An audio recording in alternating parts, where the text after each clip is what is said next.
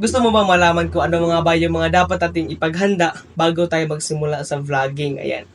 So kung gusto mo maging isang vlogger, content creator, ito yung mga dapat mong gawin para makapag-start ka ng vlogging. Kaya don't skip this video until the end para malaman natin step by step kung ano nga ba yung mga dapat natin gawin dito para makapag-vlogging tayo, kaibigan. Okay? So ito yung mga first step natin gawin. Hello kaibigan, ayan. Welcome back to my channel, welcome back kaibigan. So in this video ay maraming natanong kasi sa akin na isa natin mga kaibigan natin at kasubscriber natin sa comment section. Always kasi sila nagtanong sa akin kung ano nga ba yung mga dapat nilang gawin or ipaghanda bago sila sumabak sa vlogging, ayan. So hindi namin kasi basta-basta yung vlogging, kailangan natin yung pag-isipan, pag-editan, di ba?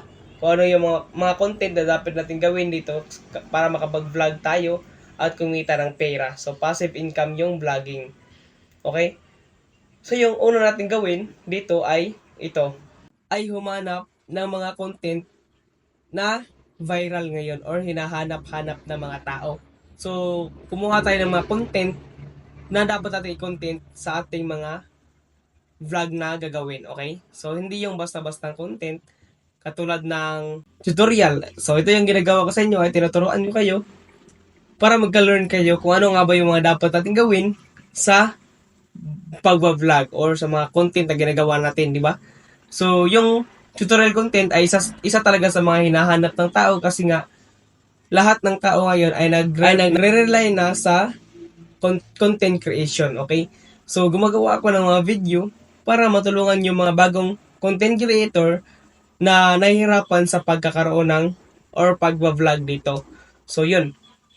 So, hinahanap-hanap nila yung mga video ko dahil, yun nga, nakakatulong ako sa kanila. So, yun yung ipunto ko sa inyo, yung content na maganda, nakakatulong sa kapwa.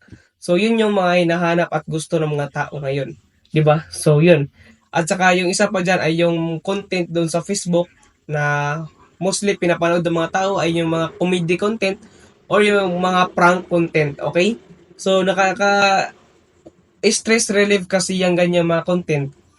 Katulad ng mga nila Sir Gavin, ayan, ng iba't iba pa mga content creator na yun nga, nakaka-stress relief sila dahil kapag pasok natin sa trabaho, pag uwi natin, kapag manood tayo ng mga video at scroll natin, so mawawala yung pagod natin dahil yun nga, tumatawa at nare-relax tayo sa mga video na pinapanood natin. Yun yung ibig kong sabihin sa inyo na content na hinahanap-hanap ng mga tao talaga. So yun yung mga content na gusto kong ipa-content sa inyo. So nasa inyo na pa rin yan kung paano nyo po yung ways ng pag-content nyo sa kanila. Basta yung sinasabi ko sa inyo ay yung tutorial at saka yung comedy content at prank content talaga yung isa sa mga na umuusbong na content ngayon sa social media. So, yun talaga yung hinahanap-hanap ng mga tao. Kaya yun. Kung gusto mo maging isang creator dito, ay dapat unique yung style mo sa content, every content na gagawin mo. Okay, kahit dito sa tutorial vlogging ay unique din yung ginagawa ko. Okay, para magkaroon ka ng tinatawag nila na signature content, okay?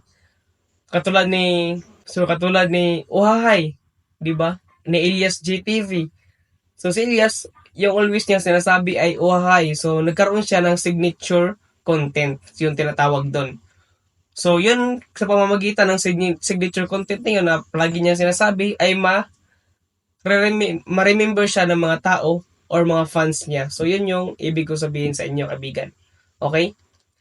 So yung pangalawa sa mga content dito na dapat natin paghandaan bago tayo mag-vlogging ay yung ating mga gadgets or yung mga cellphone na ginagamit natin or kahit anong mga devices na gagamitin natin dito. So, okay? So sa akin, yung always ko talaga ginagamit dito yung aking cellphone lang at ito yung aking lights naman. So ito makikita nyo, ito yung lights na ginagamit ko. Ayan, so ito yung lights na ginagamit ko para mag-content ako dito kang YouTube. Para gumawa ako ng content at matulungan kayo dito, kaibigan. Okay? So, yun. Kahit ganyan lang, yung mga content na gagawin natin. So, sa akin kasi, tutorial content yung ginagawa ko. Kaya, ito lang yung mga props na ginagawa ko. At saka, meron din pala ako dito. Ito siya. Ito is stand. So, yun. Para patungan ng cellphone kapag magwa-vlog tayo. Okay? So, depende yan sa atin. Dapat kasi unique yung always natin yung ginagawa na content. Okay? So, sa prank content naman at saka yung sa comedy content, marami dong mga props na ginagawa natin. Katulad ng vlogger na si BMAX TV. Si BMAX TV ay marami siyang props na ginagawa sa kanya mga content noon. Okay? So, yun. Saka sila Sir Gavin, marami silang mga props na ginagawa. So, sa akin kasi ito lang yung props, yung tatlong props na aking ginagawa or piniprepare ko bago ako mag-content. Okay? So, yun. Hindi na talaga kailangan na mamahalin na mga gadgets para makapag-vlog tayo. Hindi na kailangan ng mamahaling gadgets para makapag-vlog tayo dito, para makapagsimula. Kahit sa simpleng gadgets lang, katulad dito sa akin, okay? So, pwede tayo makapag-vlog na basta maganda lang talaga yung ating content at yung quality ng ating content, okay? So, yun. At yung pangatlo naman, yung pangatlo sa mga dapat natin paghandaan dito sa vlogging ay yung ating editing skills, okay? So, dito, sinasabi ko talaga sa mga past video ko na kapag hindi ka magaling mag-edit at gusto mo mag-vlogging, so imposible talaga yon. Kailangan talaga malaman natin kung paano nga ba mag-edit kasi wala naman talaga nagva-vlog na hindi dumadaan sa pag-i-edit. Paano maging maganda yung video quality at video creation mo kung hindi mo i-edit, 'di ba? So need talaga siya i-edit para maganda yung quality ng mga video natin. Sa pagsimple lang na mag-compile ng mga video, so doon matawag na rin yun na edit, okay? Napakahalaga talaga ng editing kapag once na vlogger tayo, okay? Napaka-importante talaga ng editing at hindi mo alam kung paano nga ba mag-edit nang simple lang pero maganda yung quality, comment ka lang dyan sa baba. Ituro ko sa inyo step by step kung paano nga ba yan gawin, kung paano nga ba mag-edit, okay? So, yun. So, kahit hindi na kailangan bumili pa or magbayad sa mga malalaking website para mag-edit, kahit dito sa CapCut ay pwede ka pa rin makapag-edit ng simple at maganda yung quality. Okay? So, yun. Basta mag-edit lang talaga tayo at gandahin lang natin yung content na ginagawa natin. Hindi yung basta video lang ng video tapos upload mo.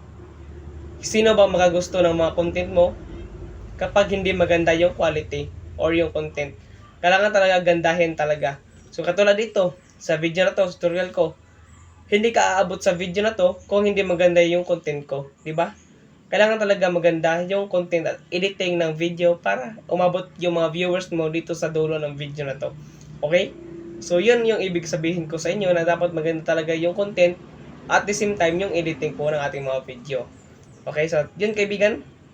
And yun talaga yung mga ginagawa ko dito nung nagsimula pa lang ako, yung pag-iisip ng mga niche or content natin, tapos yung pag-prepare ng mga props ng mga content.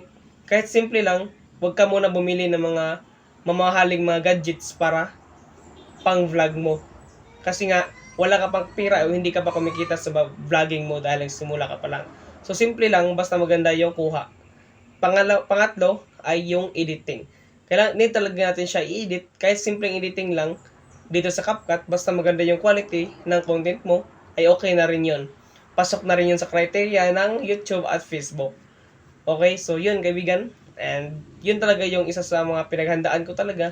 And depende na rin yan sa inyo kung ano talaga yung mga ways ng paghahanda nyo sa inyong mga vlogging. Meron naman tayong mga strategy na ginagawa. Okay, so yun kaibigan, and maraming salamat sa panood at ganoon lang talaga yung mga content na ginagawa ko. At kung meron ka pa mga katanungan about sa content creation, ay comment mo lang dyan sa baba at ituro ko sa inyo yung step by step kung paano at sasagutin ko yan step by step. So, okay? So, yun kaibigan, maraming salamat sa panood and see you soon to my next video. Thanks for watching and God bless.